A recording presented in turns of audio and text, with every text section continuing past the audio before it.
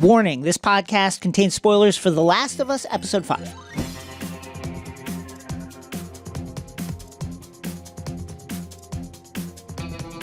Hello, my name is Jason Concepcion. And I'm Rosie Knight. And welcome to X-Ray Vision, the Crooked Media podcast, where we are diving deep all the way down to the sinkhole beneath Kansas City, where we talk about your favorite shows, movies, comics, and pop culture. In this episode, we're digging into episode 5 of The Last of Us in the Airlock. Poof! Just gonna make you cry again. Yeah. Sorry. And in Nerd Out, we've got a really brilliant theory about the importance of Marvel video games in the MCU, which feels particularly relevant right now with the way DC is trying to cross those things over. And of course, if you want to jump around, check out the show notes for timestamps. Let's go to the airlock. We're stepping out of the airlock and into the remnants of Kansas City's QZ for episode 5 of The Last of Us on HBO and HBO Max, titled Endure and Survive. This episode was written by Craig Mazin and directed by Jeremy Webb. And boy, for all the folks who were like, this show needs to be more like the video game, the last 2 episodes have given us the more like the video game part of this story and this execution. Yeah, and I think that a lot of people who played the game after seeing episode 3 were wondering at the end of episode 4 when we saw Henry and Sam arrive, if there would be a kind of Bill and Frank reconsideration. There is in a tiny kind of nuanced moments, but if you're ready to get your heart broken because you saw them, it's going to happen this episode. It's just brutal. We open in a flashback of what we learn is about 10 days before the arrival of Joel and Ellie in Kansas City, and it is the fall of Fedra in the Kansas City QZ. The rebels, Kathleen's rebels, we are soon to learn, are celebrating their victory with fireworks and flares and chants of freedom and torture and the summary execution of various Fedra soldiers and citizen collaborators we are soon to meet. Trucks are circling the streets, making the pretty unconvincing announcement that collaborators who surrender will receive a fair trial. I'm pretty sure that if you just look out in the streets at what is going on, it's not happening for you. That fair trial statement is not really ringing true. I mean, they're straight up hanging people out here. Yeah, and I want to give you a shout out because I do feel like, even though it was like, you know, Druckmann and Mazin had said, oh, there's this kind of revolutionary aspect, I feel like a lot of people, including myself the first time I watched it in episode 4, it was kind of like the Kathleen stuff kind of felt very quick and we didn't really get a lot of insight into her motivations. But you were absolutely right about kind of the space that she takes up in this world. This was an anti-Fedra revolution that was led by Kathleen, who, as we gonna learn, and as you pointed out last week, sees Henry as the reason for like a great loss in her life. And it was kind of crazy to see that just come directly to life here. And it's such a good, this episode is so good at expanding on this kind of moral gray area that the show is really trafficking in compared to the kind of good. In the game, you know, the hunters, they're just evil. But here we learn a lot about the lengths people will go to survive. That's kind of how I feel this episode is. I agree with you that some, like, the overthrowing Fedra, I guess you could argue, is like, certainly it was just, listen, we find out that they were hanging people. We find out that Fedra here had a reputation for cruelty and that they had a 20-year reign of rape, murder, and torture. I'm all for overthrowing them. I also think, like, it's not 30 seconds into the revolution before the thing goes off the rails into completely indefensible. We learn pretty quickly that there's 2 versions of what this revolution could be. Yeah. And it's because it is Kathleen who's leading it that it goes this way. It is a vehicle for her vengeance, we are soon to learn. So hiding in the streets as this chaos is unfolding is Henry and a young deaf boy, Sam. Henry tells Sam what they're going to do, you know, what the plan is to get out of here using sign language. And it's basically, hey, stay close to me. Don't worry. Everything's going to be fine. We're going to get out of here. Elsewhere, we see Kathleen lording in her victory over Fedra. She's got a bunch of Fedra prisoners, not even actual Fedra. They're collaborators. They're just collaborators. They're citizen collaborators who informed. People who were doing what they needed to do to survive. Yes. There is a moral grayness there, but that is the question is some of these people were doing it for unbelievable reasons, and some of them, like she points out, were doing it to like get fresh fruit. Yeah. So it's kind of like there's a very strange system that was put in place by this fascistic Fedra who were leading the QZ. And, you know, Fedra clearly created its antagonist because Kathleen, she says, we learn that that her lieutenant's name is Perry. She says, you know, Perry, I used to be so scared of these people, and now look at them.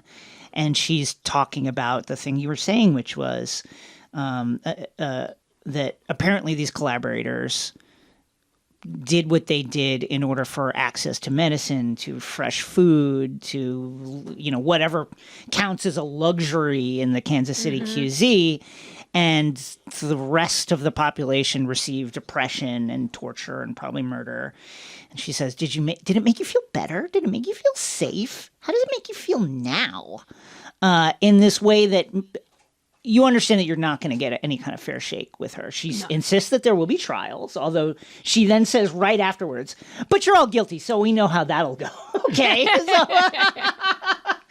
And then she says, and you'll do some time, but first you're going to have to basically give up the information on other collaborators.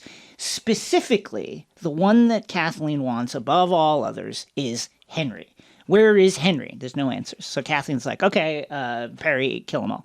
And then a guy's like, oh, wait, he's with Edelstein. This is, we are soon to learn, the doctor from the previous episode. And apparently, it is a shock to Kathleen that Edelstein was a collaborator. She is very surprised to learn this.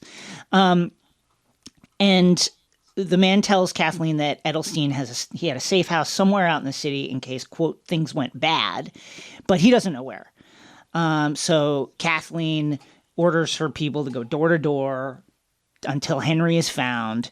And Perry's like, I think pretty wisely, is like, wait, hold on. We just literally just had a revolution. Maybe we need to stabilize things. Like we could use people in different places doing different things, not just hunting for one guy. And Kathleen is like, excuse me? What? And she's like, he's not my 7th priority. Yeah, he is my number 1 priority. Is he not your number 1 priority? And it is very clear from this interaction that whatever it is that, for whatever the reason is that people follow Kathleen, a significant ingredient to that reason is fear. They are both entranced, but also afraid of her, afraid to cross her in any kind of way. And then Perry's like, hey, are we really putting him on trial?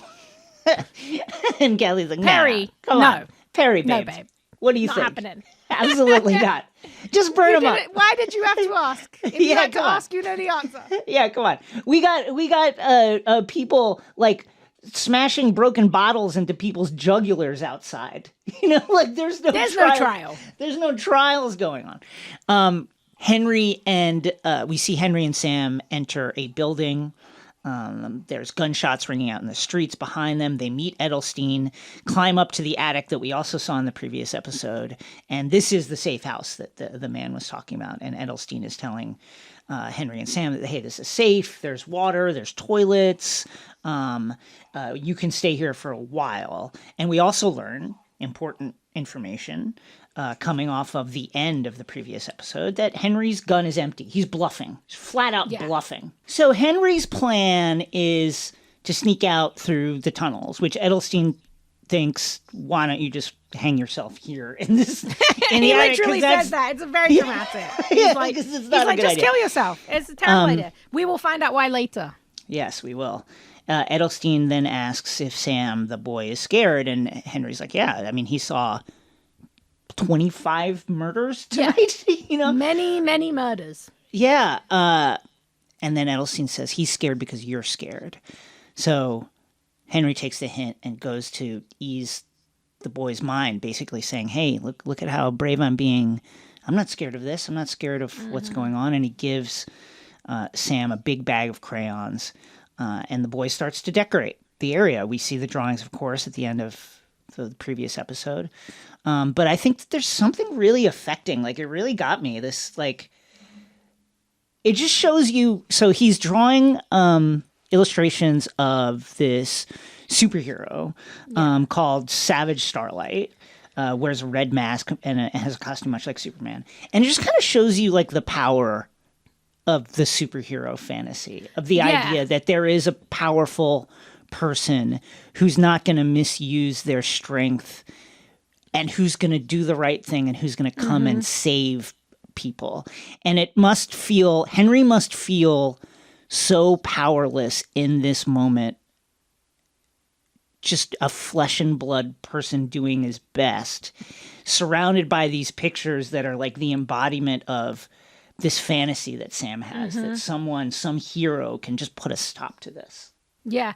And I think something that's really interesting too is, like, I love that because it is this idea of this comic book superhero kind of becomes really important this episode. But also I think something that's very interesting is the pictures that Sam is drawing and painting, they include the superhero, like, killing Fedra.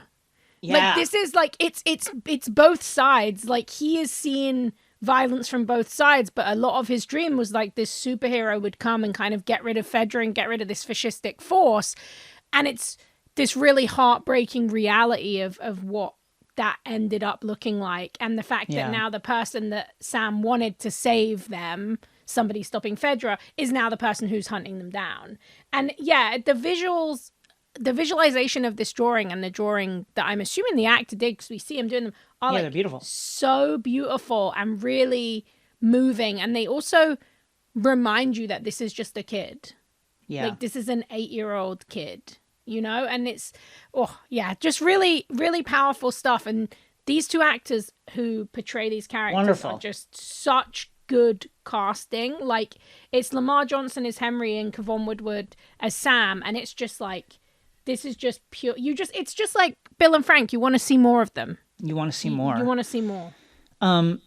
We fast forward 10 days. The pair are down to their last can of food.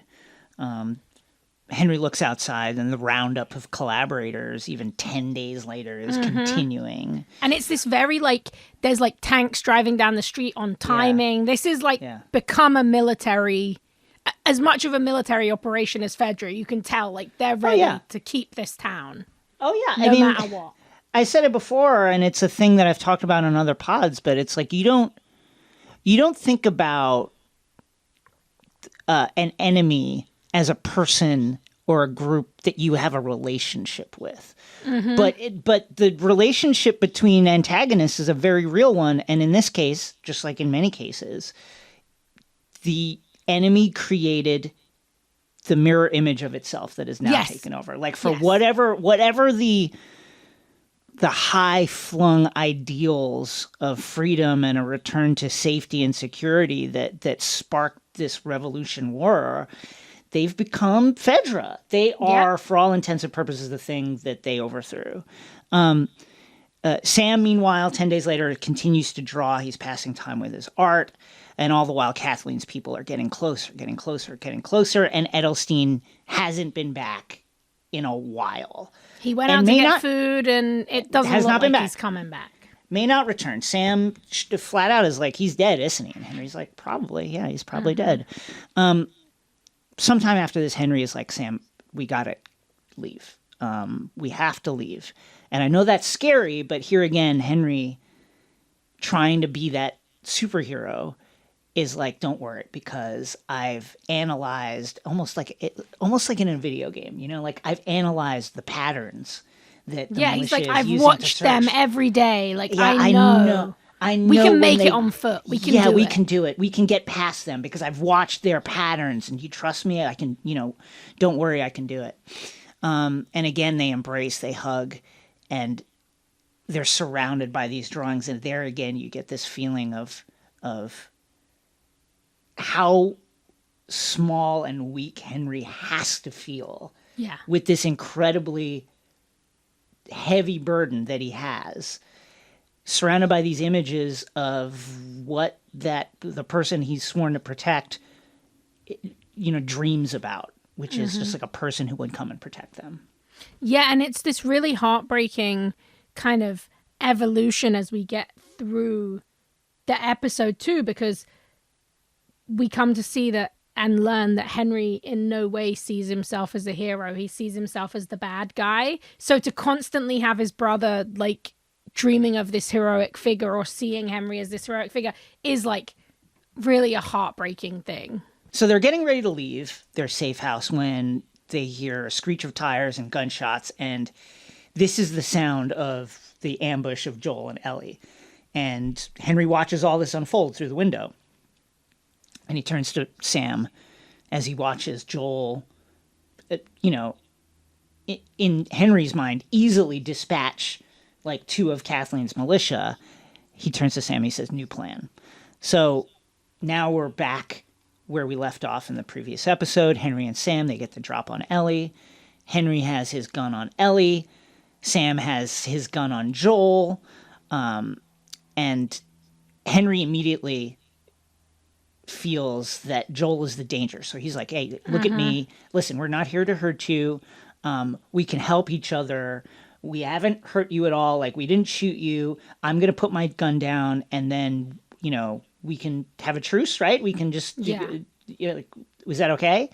And it's very obvious that Henry has not done shit like this before. He doesn't know what to do in a situation like this. And it's also obvious just by Joel's demeanor that he's a hard ass. That he's he has seen him kill guys, like, just the other day. Yeah, but it's even also just, like, in the moment, he is not scared. Like, if Joel wanted to disarm these kids, he could disarm them.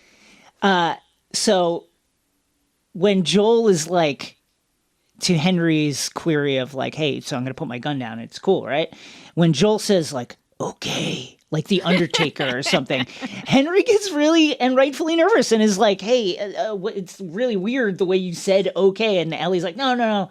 He's just got like resting asshole voice. Like, yeah. Really, like, come on. You can't help being like that, right, Joel? So Henry's like, okay, fine, I'm going to trust you. But if you try anything, like, I'm going to shoot Ellie. Of course, now again, Henry's gun is empty. Henry then tells Joel that he and Sam are brothers and that he is the most wanted man in Kansas City. The militia out there, they're searching, they're looking for him. Although right now, Joel and Ellie are probably, number 2. You're running a close second, he says. Later, they eat off Joel and Ellie's supplies, and Ellie introduces herself and makes really effective small talk, the way that kids just can. Like, they immediately fall in together as people, as peers, people broadly in the same age group.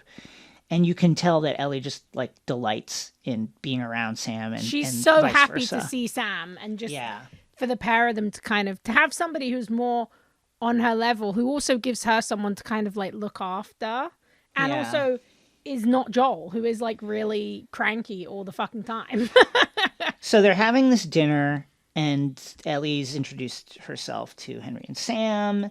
She's asked Sam how old he is. There's this nice little rapport building. And then Ellie hits Joel in the leg, like, are you going to introduce yourself? And Joel's like, I'm Joel. Listen, we didn't kill each other. Let's call this a win-win and get out of here. To which Henry is like, no, I have an offer. Clearly you two, Henry says, came up here to find a way out of the city. I know the way. I know the way out of the city, and I promise tomorrow I will tell you what it is. So the next day, it's light. We see that they're in, like, a conference room of what was formerly, like, a business office. And they're looking out at the streets of Kansas City. There are Humvees going up and down, Kathleen's people. And, Henry's like, welcome to, what does he call it? Welcome to Killer City. Killer City. KC.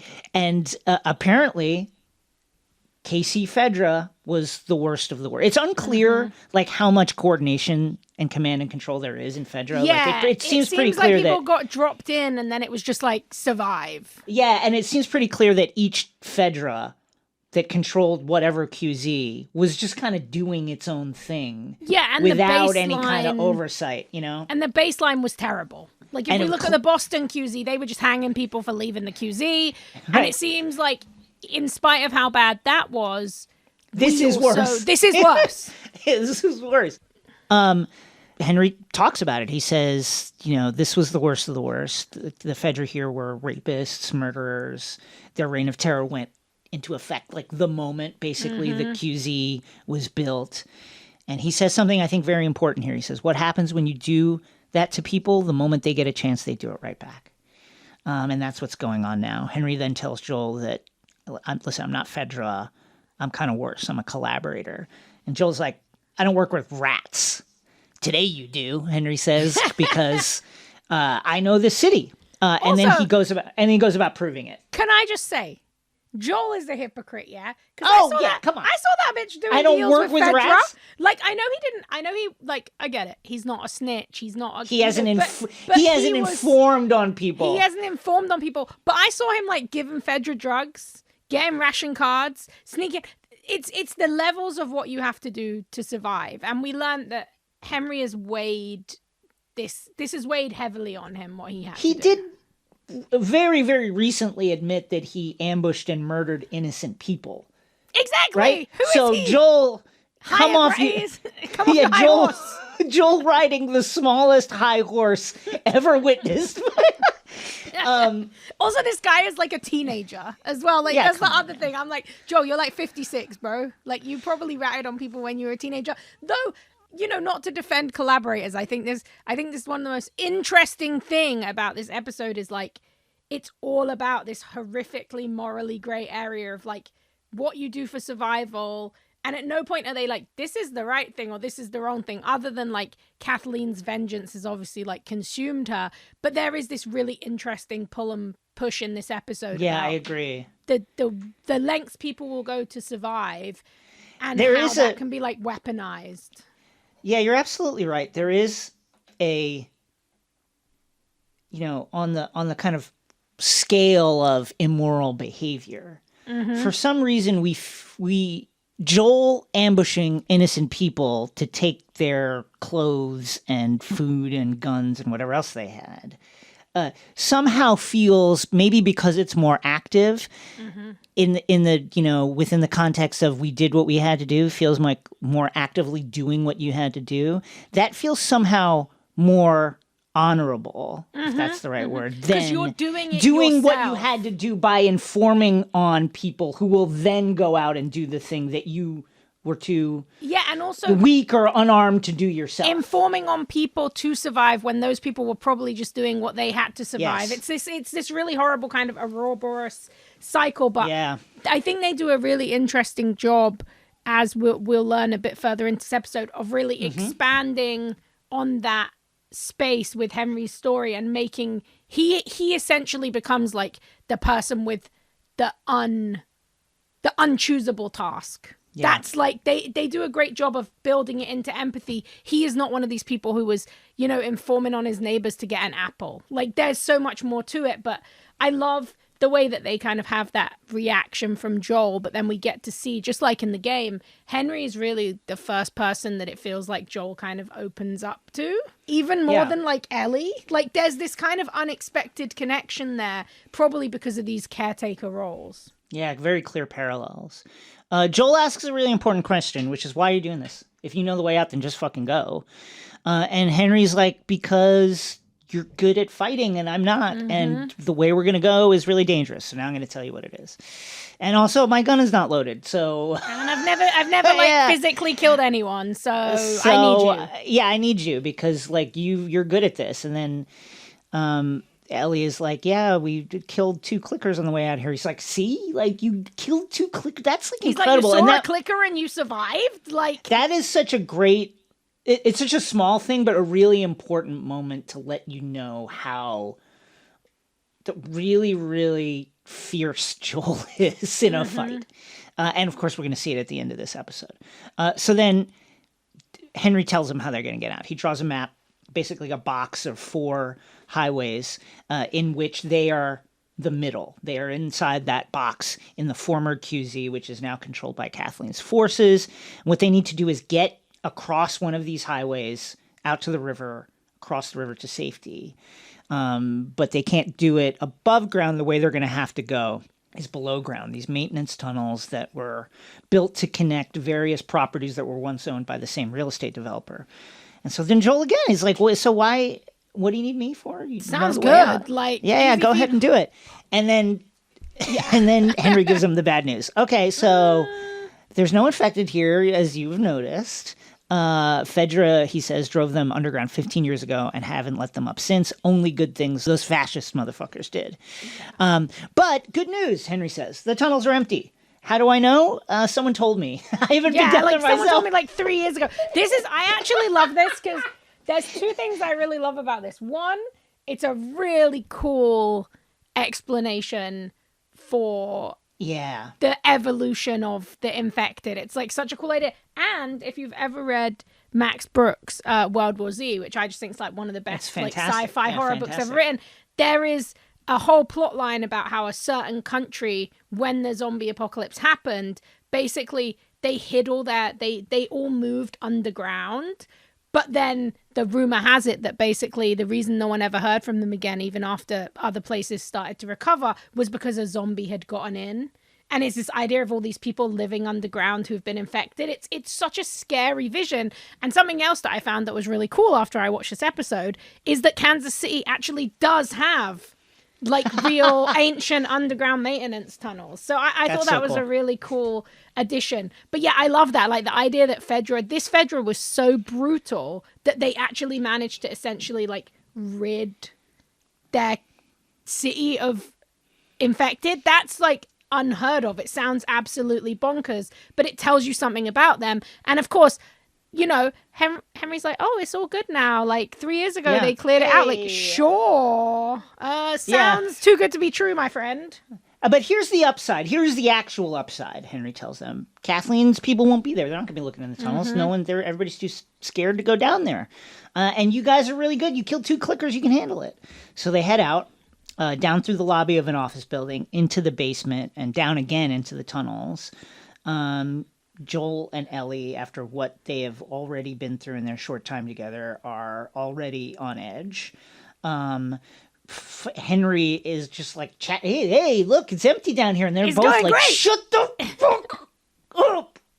Shh. Joel, of course, is not convinced. He just tells them, hey, be ready to run. So they move through these tunnels quite a long ways until they get, quite surprisingly, to this area, like a concrete box with a door on the other side, and the concrete walls are painted with scenes as if from a kindergarten or a grade school, you know, happy children, giant flowers, a golden castle, there's a door. They go through the door, and it's the remnants of an elementary school that was built underground. Joel says, I read about places like this. People went underground after Outbreak Day. And very interesting to read the whiteboard behind them. There's a whiteboard with the message, the rules of the school still up. 1, make sure the doors are locked. 2, ask for the password if you don't know the visitor. 3, no shouting or noisy play. 4, run to the hiding spot when you hear the alarm. And Joel thinks, well, an infected must have. Somebody didn't follow the rules. And yeah, there was a great moment when they first see this like beautiful painted kind of mural. Sam is so excited as an artist and he kind of runs ahead. And you get this great moment from Joel where you know that Joel of like 4 days ago that kid would have been the canary in the coal mine, but he stops him. And he pushes him back and he goes back in front and he's getting a little bit more of that caring. There's something about the idea of looking after these kids in a way he couldn't look after Sarah that is really changing who he is. And I thought this was such a cool, spooky addition. This kind of empty grade school that feels like it's going to be this creepy Resident Evil type space, but actually ends up being almost like a sanctuary for them for a little bit. It's a really smart inversion of kind of what we expected. Sam and Ellie find a Savage Starlight comic and then just bond over it. She tells him that she has issues 4, 5, 6, and 11. He has issues 5, 6, and 8. They, reference the tagline of this series, which is Endure and Survive. And at Ellie's urging, really, with Henry agreeing it's a good idea, they decide to stay there until dark, when they can move around above ground more safely. Ellie and Sam pass the time playing together, and Joel and Henry, as you mentioned, start kind of like opening them up to each other. And Joel, already a different guy, I think, than he was a few days ago, basically apologizes. So like, hey, I didn't know your situation. If you collaborated, to help him, I get it. Like, we've all done things. Yeah, to he's like, I protect shouldn't have the judged people. you. Yeah, I shouldn't have judged Like- you. And then Henry is like, oh yeah, well, what do you think about this? And then just collaborate and just inform. I informed on a great man, a great and charismatic leader. Sam got sick, leukemia. The only drug that could save him was, of course, controlled by Fedra. And so to get it, I informed on this person. And this person, the leader and I guess figurehead of the KC resistance movement, was Kathleen's brother, which is, we learn now, why she's after him. And he says, still think you should take it easy on me, or am I the bad guy? And he says, I'm sure I'm the bad guy because I did bad guy stuff. And Joel doesn't say it. But you can also tell there's a bunch of different emotions going across Pedro Pascal's face here. But you can definitely tell that one is disgust at what happened, and also you did what you had to do. Yeah, he's accepting of this kind of horrible story that he has to tell. And there's something, Henry explains that this guy like always forgave. He was always kind. He had been leading this movement and had this kind of this love for all the people in his community. But, as we're going to find out, he led the revolution, but he didn't lead them to revolt. That was Kathleen.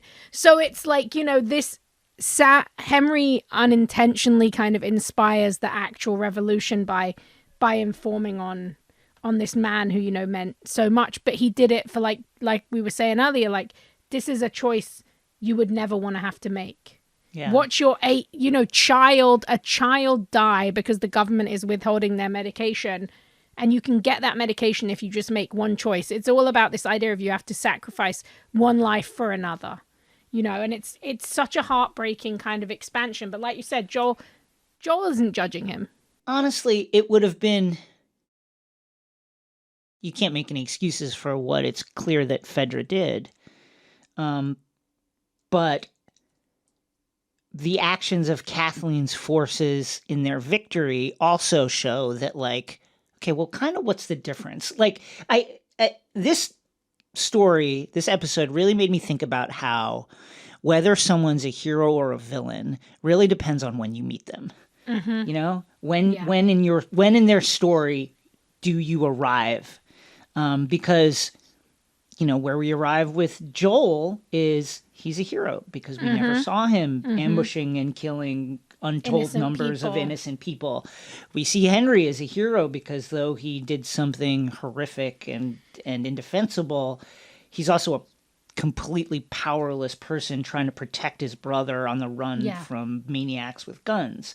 Kathleen, maybe if you'd met her 2 weeks ago, we would have been like, what an inspiring, When she was supporting what her an brother inspiring and- leader. Yeah, like, and now it's like she's power mad and vengeful and like not doing the thing that will actually help her community. Like, this is a personal grievance. You should be rebuilding. Why are you doing this? There's also an important moment here in this exchange where Henry can just immediately tell that Joel was once a father because of the way he's like protecting Ellie, even though he knows that they're not related. We go back to Kathleen, who is hanging out in the Fedra orphanage where her and her brother were raised. Perry finds her there. He has no information for her, no idea where Henry is, no idea where Joel is, no nothing. And he says that people have been looking for her. Nobody had any idea where she was, and they had to talk to her mom to figure out that she'd be here. And then Kathleen starts reminiscing about her brother and he really did seem like a great guy. He acted as her protector. He did, he begged her to forgive her enemies. That was He like even basically told her- the last thing that he said to her was When like, he was in prison, he said, forgive Henry. yeah. Like, he did what he had to do, just forgive him. But she knows that, like, her brutality and her violence and all these terrible things she's done are things he would hate. Like, if he was here, he would be so disappointed in her. And she assumes that Perry is there to basically say to her, like, your brother would say, do this. like, Yeah. leave Henry alone. Like, let's just build, let's make things better. But nah, Perry's in. He's all in on the Kathleen train. And this is the danger of violence is like, again, like no one can it must have felt good and just and right. And indeed, it probably was to rebel against Fedra and take them down. At the same time, the people who are called to violence are often like the least stable and worst people, and Kathleen is definitely not the person who you want to be following in a post-revolutionary, post-apocalyptic she took community. the following her brother had and utilized, because her brother died 10 days ago, and then the revolution happened. Like, it was within that time frame. That is the reason Kathleen is the leader. What did your brother do? He was great, but he didn't overthrow Fedra. You overthrew Fedra because you were so violent and angry and consumed by this vengeance that you could, and you enlisted the people around you who had followed your brother to do it. It's a very interesting character study, and obviously Melanie Linsky is like incredible. She brings an almost like she brings a pettiness to what is a very important, clearly existential matter, and I think it says so much about her character. She's just like aggrieved. She's like really hurt and angry, and also is just in charge of what is a very, very dangerous mob of armed people. Yeah, it's such clever casting too, because it's and this is what Melanie has always been great at, from Heavenly Creatures to Yellow Jackets. People see her and you're like, oh, that's someone who's like a mom. That's like my mom. So to see her in this midst of this rage, it's not like some tattooed zombie survivor with one arm. This is just a woman who looks like a really normal white woman. That's a great point.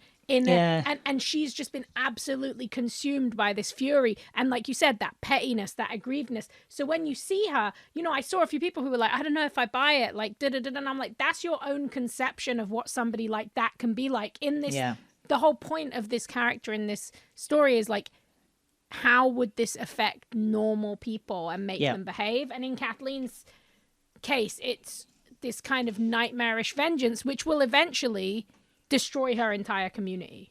Finally, Henry and the group emerge from the school, and they come out on the other side of the highway through a parking garage. They're in a suburb now. It's night. No one around. Henry is extremely proud of himself, and he should be. He actually should be, I have to say. Yeah, he should be. A supremely great fake out by the show, too. I'm like, oh, this is it. They're going to be underground. It's going to be the subways in the game. They're going to have to be killing the zombies. No, this actually legit, was a great plan. Great plan. It worked. What can you say? Joel, of course, would like everybody to shut the fuck up because they're close to the river. They're close to the river, but they're not there yet. And then Ellie, surprising Joel, invites Henry and Sam to come with them to Wyoming. Joel, you can just tell, he's like hard no on that. But before they can really discuss it, shots ring out. A sniper in a house at the end of the street, and they're hiding behind a car, kind of pinned down. Joel tells Ellie, okay, you guys stay here. I'm going to go around, sneak on top, and sneak up to that house and take the sniper out. This guy has bad aim, and also he's wasting a ton. This guy's he's spraying bullets all over the place. This is a very interesting part of that, the reality of how this would happen. Sure, Kathleen has this petty vengeance kind of fueling her, and Perry seems to have some kind of military training, but not everybody in Kansas City in this community would have that. She knew the doctor. These are people they've known their whole lives, and some people aren't going to be trained to be a sniper. This man's just wasting the bullets. He's shooting. Honestly, I'm not going to lie, I do believe that I like Joel's idea, and also gets us into this really great position of enacting one of the really intense parts of the game. But also, I don't necessarily think Henry and Sam are wrong. If they'd have just done the zigzag run, they all could have probably gotten away. I think that's probably right. Just make a run. Make a run for it. And hide behind the cars. But Joel wants to murder someone. It's been a while. He does. And then and also, as you know from playing the game, you got to get that sniper rifle. Yeah, you got it. You have to acquire it. I actually found it really interesting because there's so much of this game there's so much of this episode narratively, especially with Sam and Henry, that's so directly taken from the game, but there's also quite a lot of diversion with Kathleen and with Kansas City instead of Pittsburgh. And then you end up in this situation where as soon as they get to that street of cars, I was waiting for the sniper. I knew that Joel was gonna, and that's when my heart started to sink, because it meant I knew the way the episode was ending. And but yeah, you got to get in there. And I love this because this moment as well, like, you know, when Joel gets into the house, it is just, it's a really great telling character moment of the kind of Joel that we have in this. Joel is tired in the game, but he's not really tired emotionally or soulfully of killing people. Right. It doesn't feel like. It's more just like, oh, this sucks. I wish I didn't have to live in the zombie apocalypse.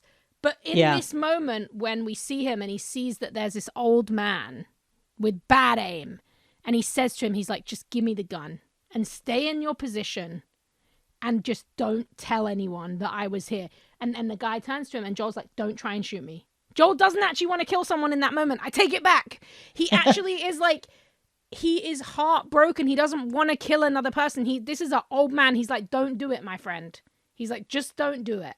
There's an important moment here where, as Joel is leaving, Ellie's like, no, don't do this. This is stupid. Mm-hmm. And he's like, do you trust me? And she does. I mean, that's huge... There's like a moment, but then she nods, and it's just like, there's something there. And she doesn't want him to go. She doesn't want to be alone. She doesn't want to not have Joel at her side. It's a big moment, definitely. It was a big and very, very touching moment. Joel sneaks over, as you mentioned, gets the drop on the old man, gives him the opportunity. He's just like, just give me the gun and sit in this room for an hour. That's all you got to do. Don't douche. And then the guy doesn't, so he kills him. And then everything seems like it's going to be great, but then a radio cracks to life, and you hear Kathleen's voice, and the guy called it in. He'd already called Kathleen. He'd already called it in. Straight away. And so Kathleen's forces they're like right here. So Joel yells out the window, run. Kathleen has a convoy of trucks, and then the lead truck is like this garbage truck with like a plow on the front. Mm-hmm. And it's just like pile driving wrecks out of the way. We get this great action sequence where Joel snipes the driver. Just like you feel like you're just like in the game. You feel like you're just in the game. And this time is like, there's more of Kathleen's people are coming. And you're just thinking like, when are the infected going to show up? Because that's the next people that you got to snipe. But this truck's just pile driving. There's this huge, you think Ellie's going to get caught. She has this moment where she falls over when in front of the truck after Joel saves her. And you see someone grabbing her and you're like, oh no, but it's Henry. Henry goes out of his way to save her life, and he pulls her behind the truck. And I think in that moment when Joel sees Henry do that, there's like a switch that flips inside there's a switch. Him. He's like, okay, I have to go all out to save everyone. So the truck that was chasing them blows up and crashes into the front of a house. And as this is happening, all of Kathleen's people are pouring out of their cars. There's like 150, 200 people out in the street. So many people. This feels like it might be all of them. Like it feels like from what we saw of the revolution, this is everyone. Like they're so consumed. It's the mob with the pitchforks. Yeah, and they are angry. Kathleen calls to Henry. She's like, "Hey, just like come out and let's just deal with this." He doesn't. He wants some assurances that like Sam and Ellie are going to be fine. Like, first of all, Ellie's not involved in this, and second of all, Sam's a kid, and she's like, "No, we're going to kill him. Sorry, they're definitely dead." Yeah. So that's not even on the table. She tells him, and you realize, okay, Kathleen is, if you needed any more, proof, you now know that Kathleen is just way far gone. She is a murderer. Unhinged kind of Final Destination-esque rant. Yeah. Where she's like, what if... Kids die all the time. What if Sam was supposed to die? And this is you getting what your comeuppance is because you fucked around with fate. She thinks she's death, the angel of death, here to, kill Henry and avenge her brother, though it's not going to make anything better or change anything other than add 2 more notches to her bloody belt. Yeah, you can really get the sense that she is fucking drunk on power. Yeah. Or at least getting drunk, because, when you start talking about fate and you messed with fate and kids just, can die, who cares? Like they die all the time. That is just too much. And I'm like, Joel, can you just like shoot her right now? Just I do it. was shocked Please that shoot her. He was I guess you kind of get these shots of him looking and he's trying to like kind of work out what the lay of the land is.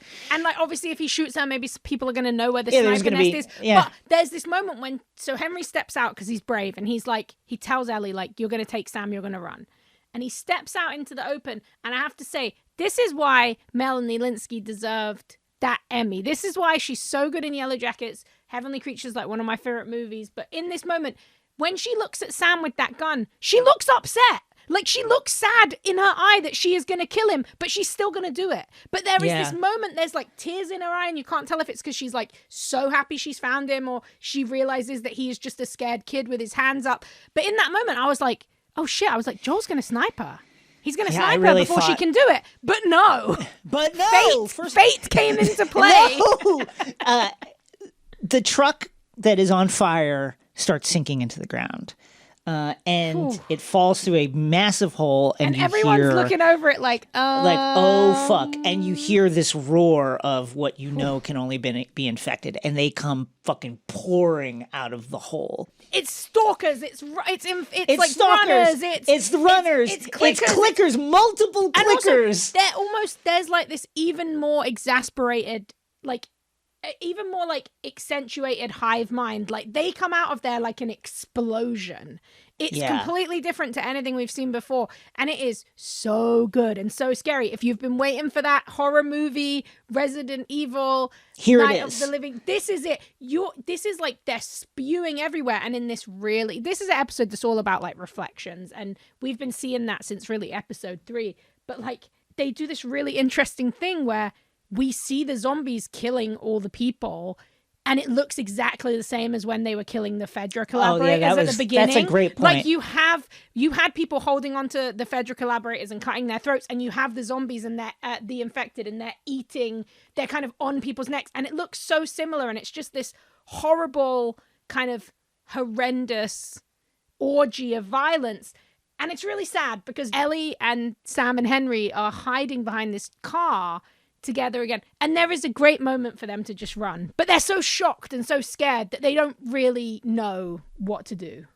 Kathleen's people open up on these infected, and I just want to say that first of all, Kathleen's folks were kind of in a horseshoe pattern and were clearly shooting each other. Like there was a lot of friendly fire happening in this chaos. Again, it's not. This is the thing. They didn't plan this. This was driven by vengeance. They don't. A lot of them don't have training. This was a terrible idea. They shouldn't have all been there. And lest we not forget, Kathleen knew that there were infected under the ground. She knew that there was something wrong, and she didn't say anything. And she didn't say anything. And this is that the tunnel vision that she had for Henry. No pun led intended. to this. No pun.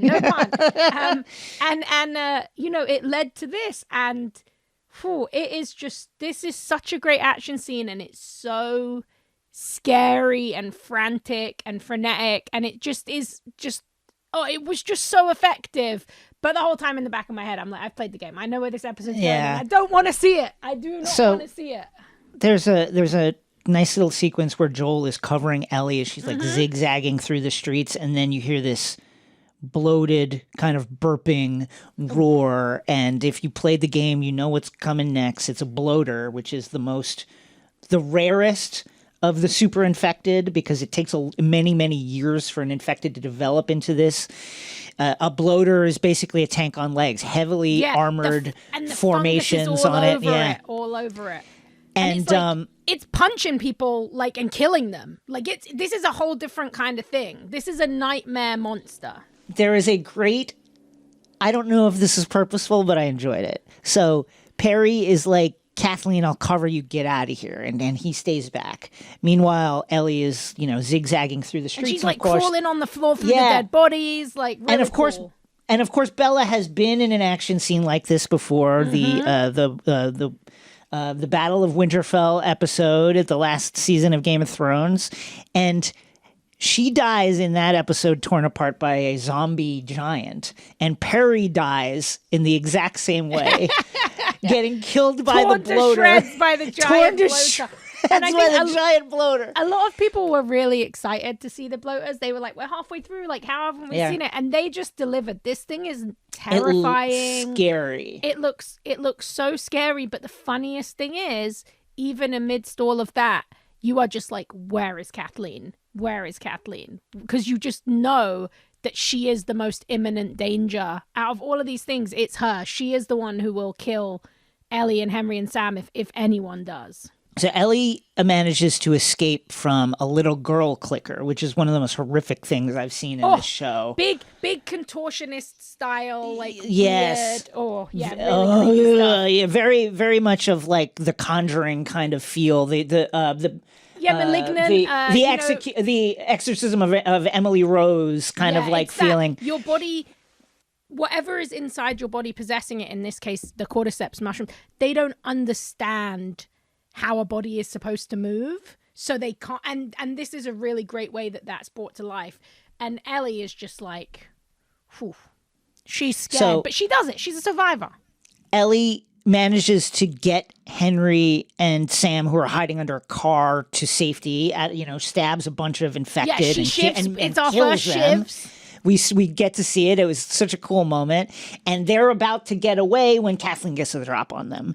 And it is a very, very just moment when Kathleen, who moments ago was saying, well, maybe you should just let kids die sometimes. Maybe kids that are sick deserve to die because kids die every day.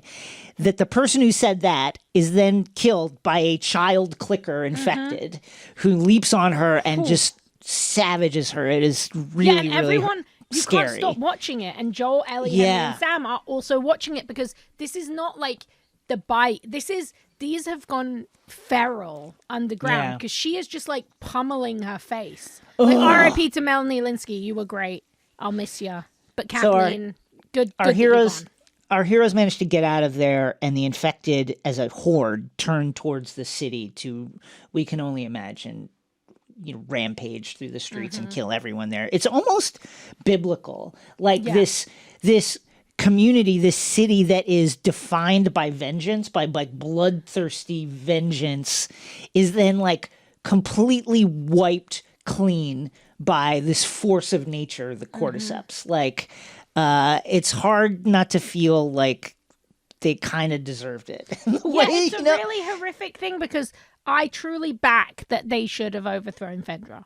And 100%. But I'm like, the question is, sadly, because of the death of Kathleen's brother, they didn't have anyone there to be like, well, now we've done that. Let's try and transform our situation and not just end up in the same cycle that we were in again. I mean, you said something I think that really resonated, which was how the violence of the infected that they were, that they were utilizing against Kathleen's people really mirrored that night when the resistance overthrew Fedra. And you're absolutely right. And I think we've been talking all series about how, like, what's one of the core themes of any zombie show is, like, the people are the real enemy, the real danger. And what's even as right as that is, what really shook me about that opening scene was, like, it's not just that, first of all, the infected are doing what they're doing because that's what's in their nature to do. There's no malice in it. Yeah, no. They're just a force of nature. But the way that Kathleen's people were going about like this execution and torture of people, where they're like stripping them of their clothes, like, there's an element of, I'm not just killing you. I want to humiliate you. I want to rub your face in it before you die. I want to make it as painful and as terrible as possible. It was truly, truly horrifying. And it's like weirdly, then again, we've said it all series, it's worse than what the infected do in a very real way. And it highlights, again, I love that thing you brought up about the nature of the infected, that idea of who gets to choose who lives and dies. The notion, of course, the infected are running rampant, killing everyone. You want to kill them so you can survive. But there are bigger questions afoot here of, is this evolution? Is this the next stage? Is this something? And how do humans behave when they then are not at the top of the food chain? Right. And suddenly it's like they don't just turn on the things that are above them, they turn on themselves. And it kind of exasperates the worst. This is definitely one of the bleaker episodes of the season. It's quite bleak. It's really about it's about the horrors that we commit to ourselves, and also about, I think the really sad thing about Kathleen's brother's death is there's something so powerful. I think a lot of us are in a space where we think about this a lot now, about forgiveness and what that means, and whether it comes to the idea of prison abolition or forgiving somebody who has done you wrong in your personal life. Forgiveness can be extremely powerful when it's put into play in a way that is gonna make a change. It's not a forgiveness and you let somebody fuck you over again. It's a forgiveness that makes everything better for everyone involved. And if Kathleen's brother had survived, there is a chance that they could have built a different Kansas City.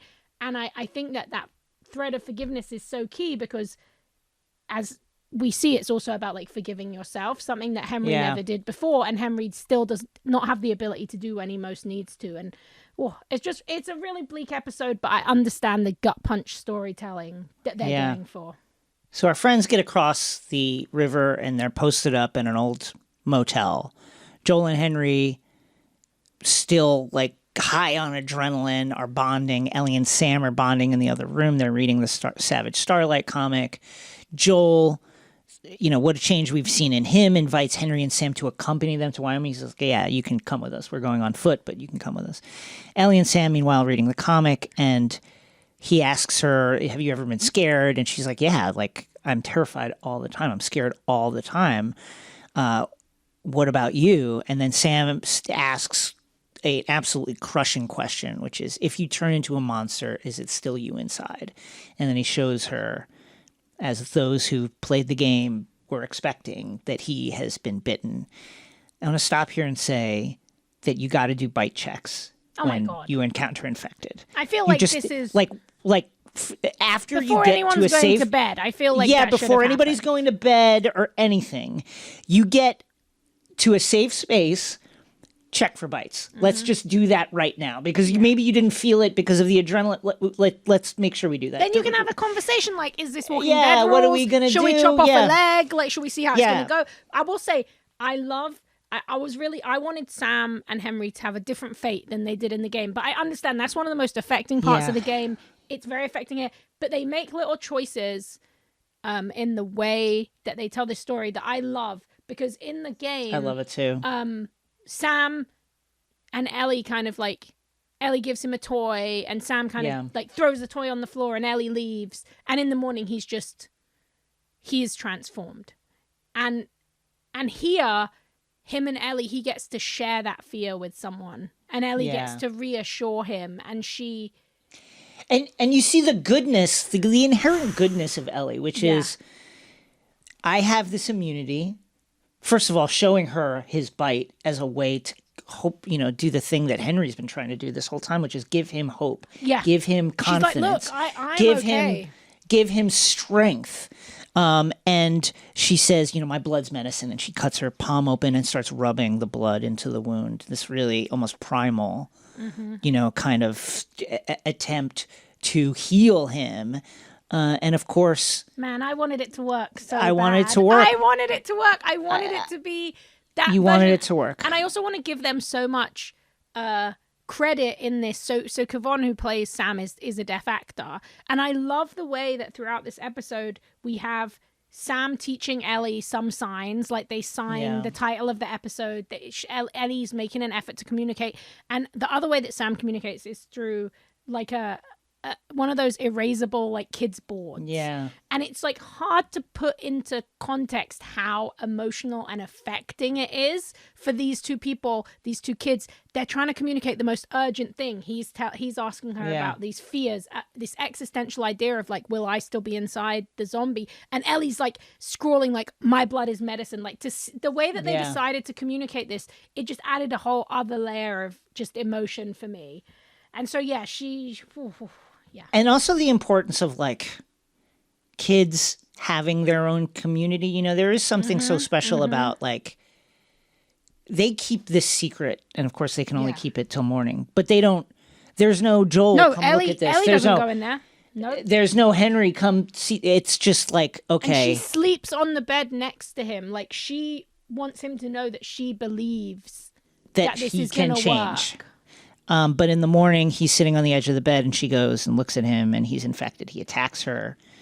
Henry draws his gun to stop Joel from doing anything.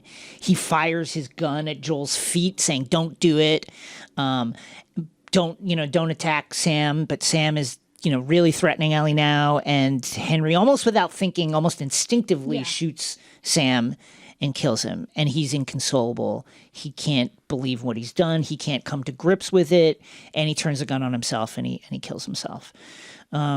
Later, Joel and Ellie bury the brothers, and Joel and Ellie places that scratch pad that she used to communicate with Sam on his grave, and it says, "I'm sorry" on it. And then a measure of how Ellie has changed in this few days of this journey that have occurred. She is just like a hardened person now. She's just like, okay, which way are we going? Yeah. Which way's west? I'm out. She's taking, in that "I'm sorry," like, that's when she lays down the board, is almost like her saying goodbye to that, like, hopeful child who thought she could heal him. And now she's Joel. Which way's west? Yeah. She doesn't want to hear it. She doesn't. They've buried their friends. They felt like they were building this family. And yeah, I mean, this is one of the most absolute gut punch, like, moments of the game, because you spend so much time with Sam and Henry, and you really, in the game, in different ways, but there's like this conversation that Henry and Joel have about motorbikes and motorcycles, and Joel's telling him the feeling of riding a Harley, and there's this kind of human connection that Joel makes there that you assume will have to extend further than where it does, because then, the next morning this whole kind of terrible thing plays out. Yeah, just so sad. And I was really bummed to see it go this way, but I understand, like, it's truly great television, this episode. Yeah. And I think it's going to leave a lot of people really heartbroken. It felt, this is an action episode, obviously with high drama, but it really makes you think, like, it really had me thinking about, like, revenge and how it's one of the most primal, like, feelings someone can have is, I've been wronged. People I love have been wronged, and I want to do something about it. Mm-hmm. And then you can, there's a way to think about revenge as almost like the stone on which, like, rules and laws and justice can be built, because it's that understanding that people will take revenge on you if you wrong them, that creates the impetus to create these rules so that, people can live in a kind of ordered and peaceful society. But when you just give yourself over to this feeling that is righteous, you've been wronged, and to defend yourself against a wrong, especially one that goes on for years, is righteous. But when it turns into just like wanton killing, when you can't step back and say, let's figure out who actually did the worst shit. It's not about the system. For Kathleen, Fedra is almost irrelevant compared to the personal vendetta she has against Henry. That's what it is. And she actually says to Henry, she straight up says to him, she's like, "I know why you did it." She's like, "I don't care. He should have died." I mean, I think that's a great point. That is really scary about this episode too, that kind of contradicts our expectations. And this is probably a good setup for, if you found this episode hard to watch or felt like it took a strange turn narratively that left you shocked, this is preparing you for where we're going this season. Oh, for sure. Because something that I think that is really harsh and kind of hard to stomach but real about this is Kathleen does kill Henry in the end. Like, this is, if she hadn't have had this vengeful quest, if she hadn't have taken 200 people there, if they hadn't have taken the snowplow, Sam would have never got bitten. They would have been able to leave. And in that way, she actually creates this self-fulfilling prophecy of that fate still coming true. And I think it's so true. I think in that moment at the end, when Henry is so inconsolable, I actually found it to fit. I feel like it's more in the game. It feels so shocking. And here, I feel like it's still as shocking and horrendous, but there's a lot more weight to the burden that he carries, because he has essentially torn apart this community and this betrayed this man that he respected, who he clearly had love for, in order to save Sam, and then he still couldn't save him. And I think that is just it's heartbreaking. I mean, by that same token, Kathleen inherited this movement that her brother built and effectively destroyed it because she didn't care about for years. Yeah, she didn't care about the movement. She didn't care about building a better world for the people that followed her brother's mission. She didn't care about the people. She didn't care about like fulfilling the goals and the mission that all those people like believed in. All she cared about was taking revenge on the person that she felt was responsible for hurting her and her brother, and providing a vehicle for the bloodlust of her followers. Like in a very real way, I think a part of the reason why the resistance decided to follow Kathleen was that the thing that her brother didn't give his followers was an excuse to just kill. Yes. And she let them do it. Perry she almost gave them says access. that to her, you know. Yeah. It's like, yeah, she was the one who did the overthrowing, but it's really what that means is like she gave them that space. Yeah, you made it okay. Your example said we can go out there and hang people in the street, strip them nude, and drag them from the backs of cars. Stabbed, covered in knives. Covered in knife stabs, throats slit, tortured to death, set on fire, and you give us cover that's fine, that's righteous and that's good, and we can do that. It was really, really chilling and impactful episode. Wow. And it's gonna, to your point, I love R.I.P. you. Sam and Henry, man, that was heartbreaking. Yeah. And you're absolutely right. This is gonna get harder before it gets easier, if it does ever get easier. It's never going to be easier. It's never going to be easier. Up next, Nerd Out. In today's Nerd Out, where you tell us what you love and why, or, like today, a theory that you are excited to share with us, which obviously we love both, but you know I'm a theory lover. Yeah. Reed explains. Now, this is really interesting because, you know, I'm a big one about, the comics seed things to go in the movies. Reed has spotted an interesting pattern that you cannot deny. So here he's going to explain why the video games may be another important source of how Marvel is seeding things for the MCU. Jason, take it away. Okay, here it goes. Reed writes, I keep thinking of the video games we've seen from Marvel over the last 5 years and how many of the characters who appeared in those games later appeared or were reintroduced into the MCU. The Spider-Man video game introduced Taskmaster and Miles Morales. The Avengers video game seeded Abomination, Taskmaster, MODOK, and Kate Bishop, all of whom appeared or will appear in the MCU shortly. The Guardians of the Galaxy video seeded Adam Warlock. The Midnight Suns video game is likely seeding Blade, a new generation's Ghost Rider, and Magic with a K. And there's an upcoming Wolverine video game. Not a surprise at this point, but the X-Men are coming to the big screen based on the video game trend. My big takeaway, paying close attention to which characters appear in the Marvel video games seems to generally point you in the direction the MCU is going. I think that this is right. You know, the facts are there. I'm like, it's the facts undeniable. are there. When you read it, you're just like, yeah. I think the facts are there. And I think, you know, we've seen this in other places, the toys with Lego.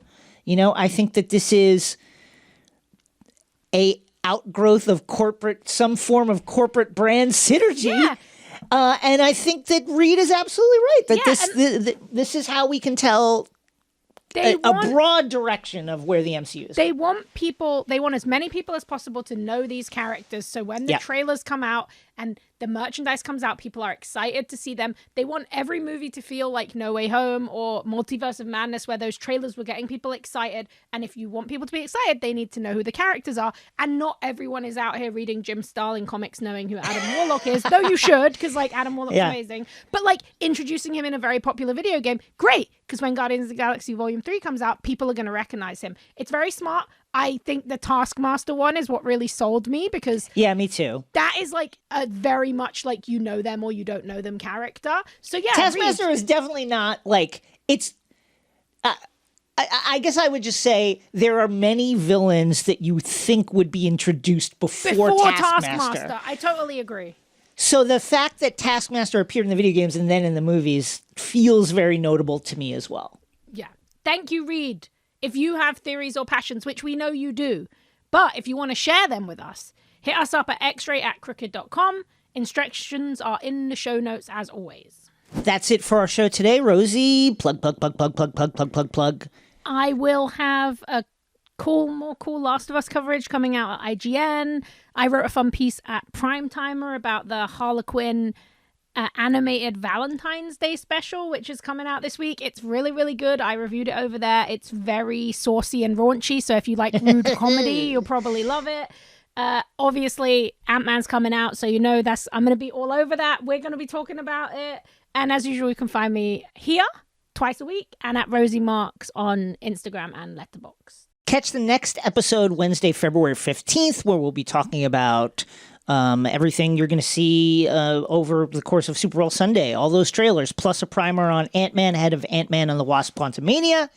And of course, remember, 2 episodes a week, every Wednesday and Friday in your ear noggins. Twice the deep dives, twice the everything, Wednesday and Friday.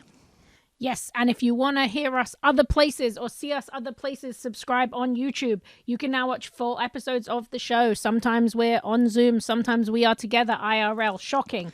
Plus, follow at XRVPod on Twitter, where you can see us retweeting cool stuff and interact with our rad social media masters.